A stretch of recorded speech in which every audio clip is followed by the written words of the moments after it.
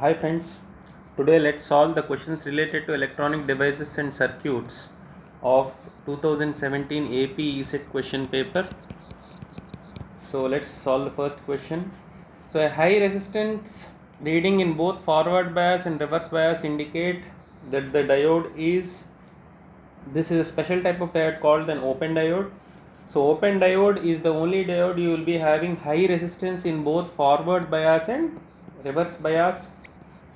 So the open diode will not allow current flow in either of the directions. Okay, next, which capacitance dominates in forward bias? So in forward bias, the diffusion capacitance will be dominating. Now what exactly is diffusion capacitance? It occurs due to the stored charge carriers of minority electrons and holes at the depletion region. So when your forward bias voltage is applied, then at the PN junction, the electrons majority carriers in N region will move into the P region and recombines with the holes. So capacitance in forward bias is diffusion in nature. Next, tuning circuits. So a type of diode typically used in tuning circuit applications is, so tuning circuits generally use varicap or varactor diode in circuit which requires connecting it to a tuned circuit, usually in parallel with existing capacitance or inductance. So DC voltage is applied as reverse bias across the varicap to alter this. So basically if you observe this, the answer is varactor diode. Next, FET is which type of device and BJT is which type of device? Remember the classical differences between FET, field effect transistor, and bipolar junction transistor is FET is basically unipolar device, whereas BJT is a bipolar device. FET is a voltage controlled device, whereas BJT is a current controlled device. Remember the resistance is very high in case of input resistance in an FET, whereas it is moderate in a bipolar junction transistor. Also remember the switching time is slow in FET, whereas it is fast in BJT. So questions can be framed on any of these particular concepts. Next, negative resistance in unipolar junction transistor occurs. This occurs between peak and valley currents. I will show you how exactly is this. So this is the document which I have created, which I will be uploading in the website I have created. So if you observe from this particular position to this particular position, as voltage increases, current will be increasing. However, in between this particular region, even though voltage increases, still current will be reducing. So this is a region of negative resistance, which is what the question has been asked.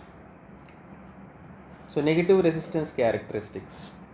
Next, transformer utilization factor in case of a bridge rectifier. So remember the transformer utilization factor of half wave is 0.287, which is lesser than full wave, which is approximately 0.693, and when it comes to bridge wave rectifier it is 0.812. So these are the standard values you have to remember.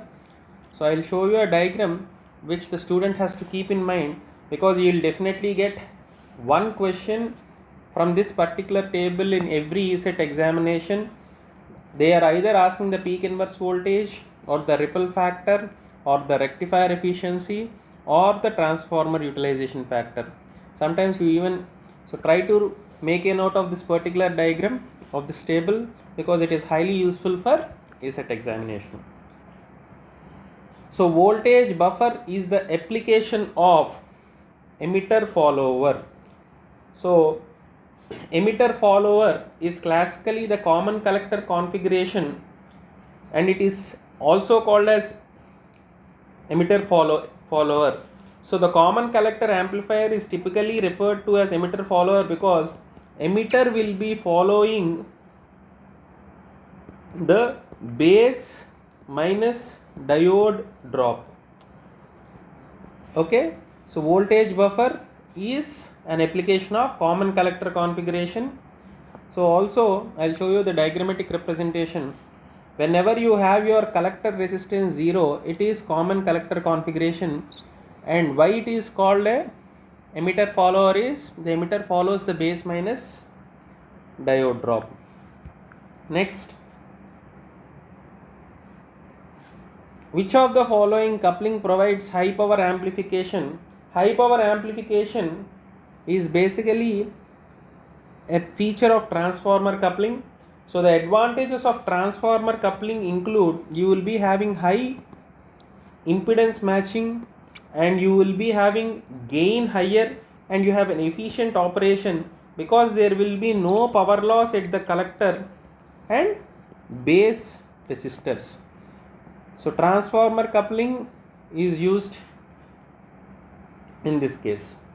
Next, the type of power amplifier which exhibits crossover distortion in its output.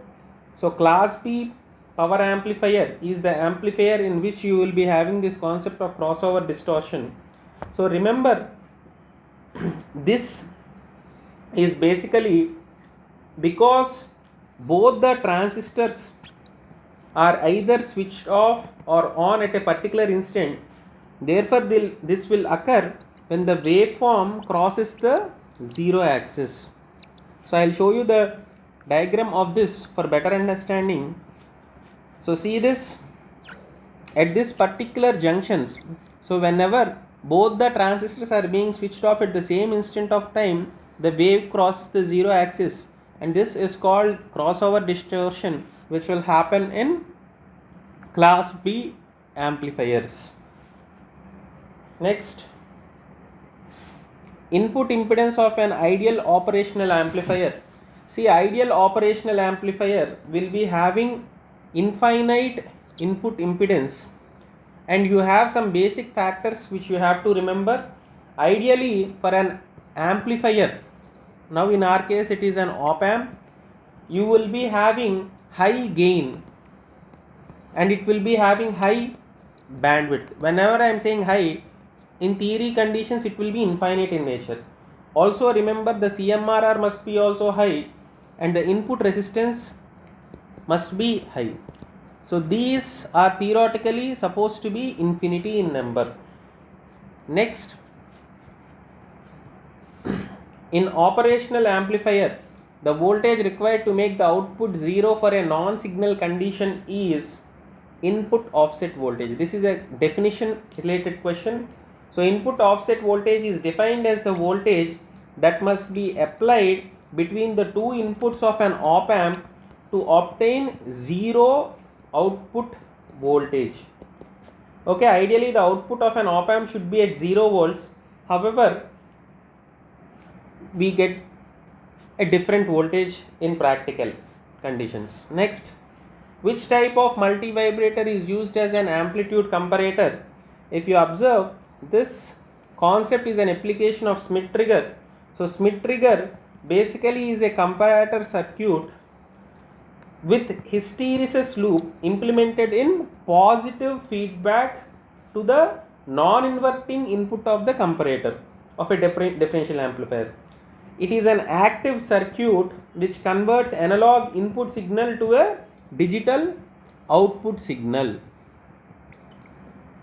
Okay, so I'll show you how the waveform will look, and so this was the table. This is also very important table. Try to remember this particular table features. So ideally these values must be infinite or very high for an amplifier. In our case now it is a op amp, whereas the following values are supposed to be 0: output resistance, input bias current, output offset voltage, offset current and drift must be low or zero for an ideal amplifier. So this is your Schmitt trigger, in which I am talking about the hysteresis upper cutoff and lower cutoff, and this will be converting an analog signal into a digital signal. Okay. Next, in bootstrap sweep circuit, the amplifier gain should be, ideally it should be unity in nature. So bootstrap sweep circuit has a transistor Q1 which acts as a switch, and Q2 will be acting as an emitter follower or unity gain amplifier. So remember, when you have a common collector configuration, its gain will be 1 in nature. Also, here the capacitor is charged to VCC through the diode. So therefore, when transistor Q1 is on, Q2 is off. Simultaneously, even output voltage is also 0 in nature. Next, what is the frequency of oscillation of an stable multivibrator using 555 timer? This is a standard formula. We have a formula F is equal to 1.44 by R1 plus 2R2 into C. This is the frequency formula. So if you observe, you have this as your answer. So remember, sometimes they'll ask the question of duty cycle, which is R1 plus R2 divided by R1 plus 2R2. So with this, the questions related to concept are completed in our EDC.